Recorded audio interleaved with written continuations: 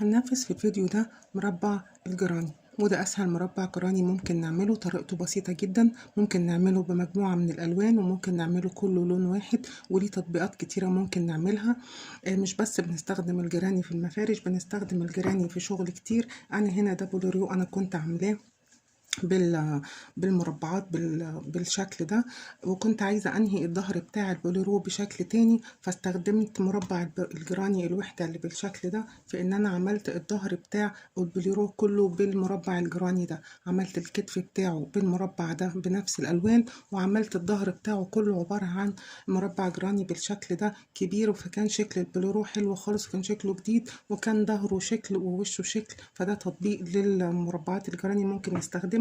برضو ده طب انا عملته بمربع الجراني، كله عبارة عن مربع جراني كبير، وقفلت المربعين مع بعض وعملت له الحمالات بتاعته. فكان برضو ده استخدام تاني لمربع الجراني. فاحنا ممكن نستخدمه في الخداديات، ممكن نستخدمه في المفارش، ممكن نستخدمه برضو في الملابس.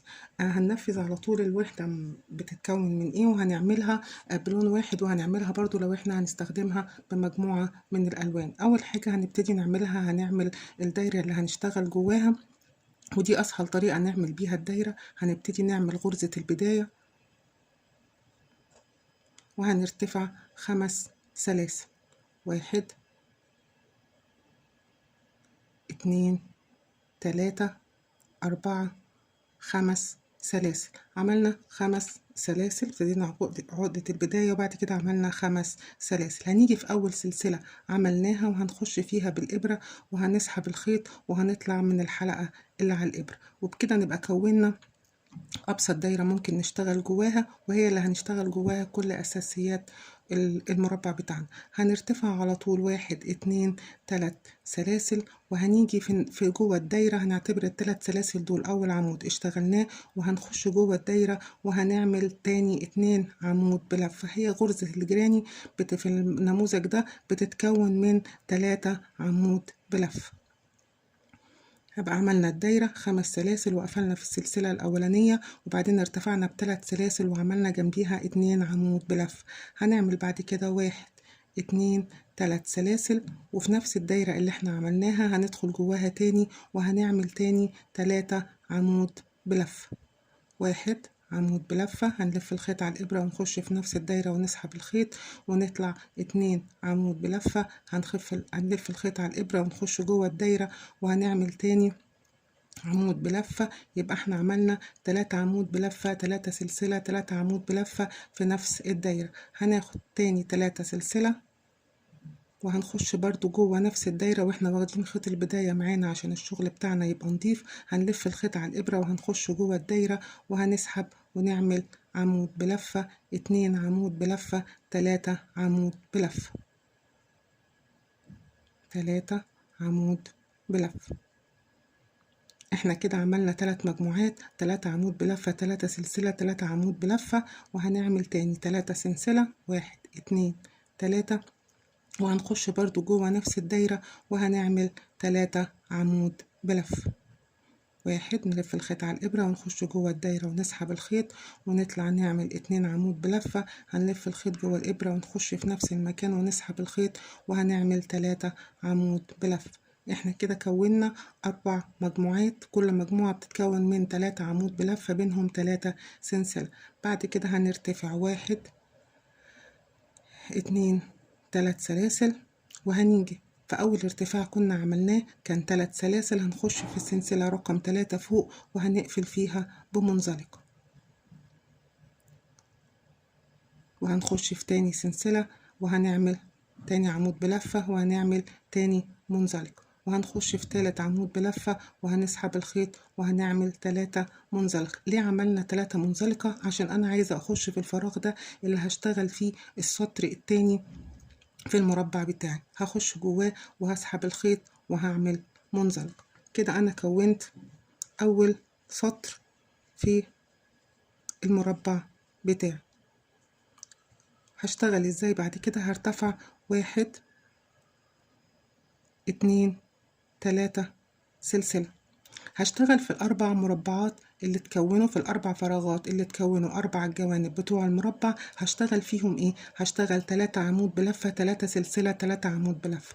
هعتبر أول 3 سلاسل دول أول عمود بلفة، هلف الخيط وهخش في نفس المكان وهسحب الخيط وهعمل عمود بلفة، هلف الخيط وهخش في نفس المكان وهسحب الخيط. كده 3 عمود بلفة مع اعتبار الارتفاع ال3 سلاسل عمود بلفة.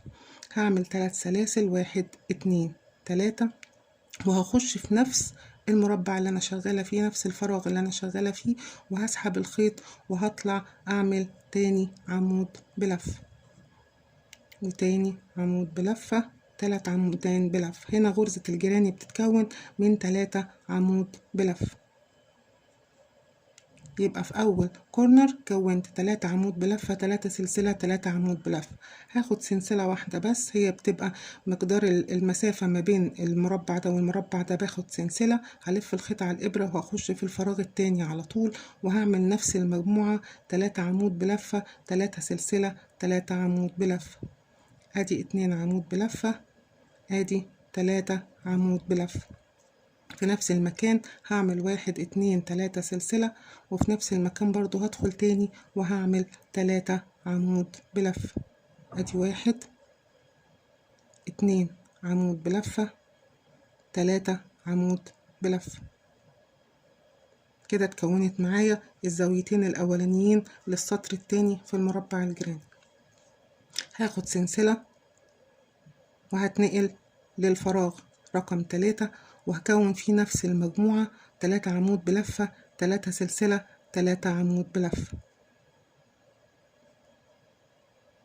3 عمود بلفة، 1 2 3 سلسلة، وفي نفس المكان هعمل 3 عمود بلفة، 1 2 عمود بلفة، 3 عمود بلفة. وكده كونا الكورنر رقم 3 للمربع. هاخد سلسلة وهرتفع وهتنقل لآخر فراغ عندي هشتغل فيه نفس المجموعة، 3 عمود بلفة، 3 سلسلة، 3 عمود بلفة. ادي 2 ادي 3 عمود بلفة. هعمل 3 سلسلة، 1 2 3، وفي نفس المكان هعمل 3 عمود بلفة. 1 ألف الخيط على الإبرة وأخش في نفس المكان وأسحب الخيط وأطلع من حلقتين وحلقتين، هلف الخيط على الإبرة وأخش في نفس المكان وهطلع وأسحب، أطلع من حلقتين ومن حلقتين. عايزة كده أقفل السطر التاني بنفس الطريقة. هاخد سلسلة واحدة بس وهاجي على أول سلسلة في ال3 سلاسل الارتفاع اللي كانوا في بداية السطر، هخش فيها وهعمل منزلقة. أنا كده اشتغلت السطر التاني في المربع بتاعي. هفضل ماشية بنفس الطريقة، بس هنلاحظ هنا حاجة، احنا لما عملنا التزايد في الجنبين هنا اهو، زاد عندي هنا فراغ وزاد عندي هنا فراغ وزاد عندي هنا فراغ وزاد عندي هنا فراغ. الفراغات ديت هي اللي بتديني الوسع بتاع المربع طول ما انا شغال. هخش في تاني عمود بلفة، هعمل منزلقة، وهخش في 3 عمود بلفة برضو هعمل منزلقة. واحنا قلنا المنزلقات دي هي اللي بتساعدني ان انا اتنقل للفراغ عشان يبقى الشغل بتاعي نضيف واشتغل في المربع الغرز بتاعتي. هخش برضو في الفراغ وهعمل منزلقة، هرتفع تاني 1 2 3 عمود بلفة، وهكرر بنفس الطريقة. هلف الخيط على الإبرة وهخش في نفس المكان وهعمل 3 عمود بلفة، 3 سلسلة، 3 عمود بلفة. ادي 3 عمود بلفة، 1 2 3 سلاسل، وهخش في نفس الفراغ تاني وهعمل 3 عمود بلفة، 1 2 3 عمود بلفة. طيب انا عندي زاد الفراغ الجديد اللي في النص ده، هشتغل فيه ازاي؟ عادي جدا برضو هعمل سلسلة وهخش جوه الفراغ الجديد اللي نشأ عندي نتيجة للتزايد وهعمل فيه 3 عمود بلف غرزة جيراني عادي جدا. ادي 2 ادي 3 عمود بلف. هتنقل للفراغ الكورنر التاني بتاع المربع بتاعي، هعمل سلسلة وهلف الخيط وهخش في الفراغ التاني وهكون نفس المجموعة، 3 عمود بلفة، 3 سلسلة، 3 عمود بلفة، وهفضل ماشية بنفس الطريقة.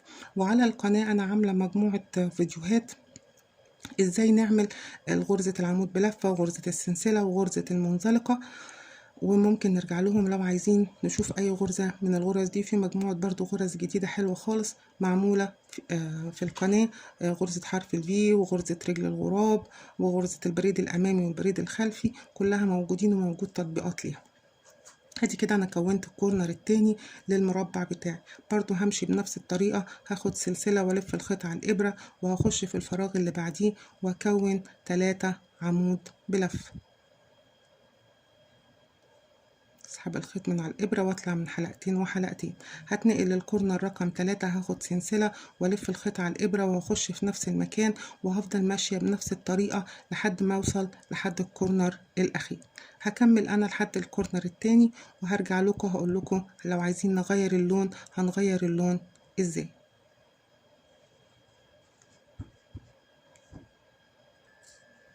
كملت المربع لحد ما وصلت لحد الكورنر التاني وقفلت ب3 منزلقة. طب انا دلوقتي عايزه اغير اللون عشان اخش بلون تاني مهما كان السطر بقى اللي انت هتشتغلي فيه. احنا وصلنا للفراغ والمفروض احنا في الفراغ هنعمل دلوقتي منزلقة. هنخش اهو في الفراغ وهنسحب الخيط عشان نعمل المنزلقة. مش هنقفل بقى، هنسحب بس كده الخيط وهنقف بيه هنا اهو، وهنجيب اللون التاني اللي احنا عايزين نشتغل بيه وهنحطه على الابرة كده اهو، وهنسحبه جوه حلقتين المنزلقة اللي احنا المفروض هنقفل بيهم، وهنطلع بسلسلة. سحبنا خيط اللون التاني، هنشد بس الخيط اللي ورا ده عشان تبقى الغرزة بتاعتنا ممسوكة، وهنرتفع 3 سلاسل وهنشتغل غرزة الجراني عادي زي ما احنا بنشتغل. هنلف الخيط على الابرة. هنعمل ايه؟ الخيطين اللي ورا اللي معايا اللي انا كنت شغالة بيه والبينك هاخدهم معايا هنا اهو كده، وهشتغل عليهم 2 عمود بلفة عشان اعمل اول غرزة جراني اهي. تمام. وبعد كده اروح عاملة 3 سلسلة، 1 2 3، وفي نفس المكان هعمل غرزة الجراني التانية. هسحب الخيط وهعمل 1 2 3. كونت اول كورنر اهو من اللون التاني. طب انا هفضل ماشية بالخيط اللي ورا ده؟ لا، هاجي هنقل الخيط كده، هقلب وهسحب اقص الخيطين دول، وده الخيط بتاع بداية الدايرة. انا اصلا واخداه معايا مع الشغل فهيبقى نضيف، وادي الظهر بتاع الشغل بيبقى نضيف بالشكل ده. هلف الخيط على الابرة، هلف كده الشغل ادي وشه. ملاحظين لما اشتغلنا وعملنا التزايد في الدور اللي فات كان عندي زيادة غرزة واحدة بس، هنا زادوا بقوا بين الكورنر والكورنر ده في فراغين، هما دول برضو اللي هنشتغل فيهم، في كل واحد فيهم غرزة جراني واحدة بس. هاجي هعمل سلسلة وهستمر بنفس الطريقة. هخش في المربع الفراغ اللي بعد كده وهشتغل فيه 3 عمود بلف، 1 2 3 عمود بلف في الفراغ التاني. هتنقل للفراغ اللي بعديه، هعمل سلسلة وهلف الخيط على الإبرة وهخش في الفراغ اللي بعده وهعمل 3 عمود بلف،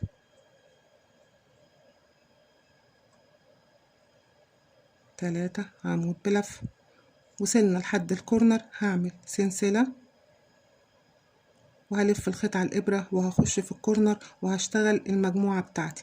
التزايد بتاعي كله بيكون في الكورنر بس، لكن في بقية الغرز مش بنعمل حاجة، بنشتغل 3 عمود بلفة، 3 سلسلة، 3 عمود بلفة في كل الأركان، وهو ده يعتبر التزايد اللي بيخلي المربع بتاعي يكبر معايا وأنا ماشية. وبنفس الطريقة اللي احنا غيرنا بيها اللون بنسحب الخيط وبنغير اللون زي ما احنا عايزين بقى، وتشتغلي بالالوان زي ما انت عايزه وتلعبي بالالوان زي ما انت عايزه. ادي كده كونا الكورنر التاني في المربع بتاعنا. هنتنقل للغرزتين اللي بعد كده، هنعمل سلسله ونلف الخيط ونخش في المربع اللي بعد كده ونعمل 3 عمود بلفة، وبين كل عمود وبين كل مجموعة وبين مجموعة بين كل غرزة جراني والتانية بنعمل سلسلة. في الفراغ بس هو اللي بنعمل 3 سلسلة، وبنفضل مستمرين بنفس الشكل ده. هكمل للآخر ونرجع نشوف مع بعض. وادي كده المربع بتاعي زي ما خلصناه. ولو برضو عايزين نغير اللون هنيجي نخش في الفراغ بعد ما مشينا بالمنزلقات وهنسحب الخيط كده، وهنيجي بالخيط اللون التاني وهنسحبه جوه المنزلقة بنفس الشكل ده. وبعدين هنرتفع 1 2 3 سلاسل، وهناخد الخيط معانا تحت الشغل وهنشتغل عليه غرز الجيراني، ونشتغل السطر التاني بتاعنا عادي خالص.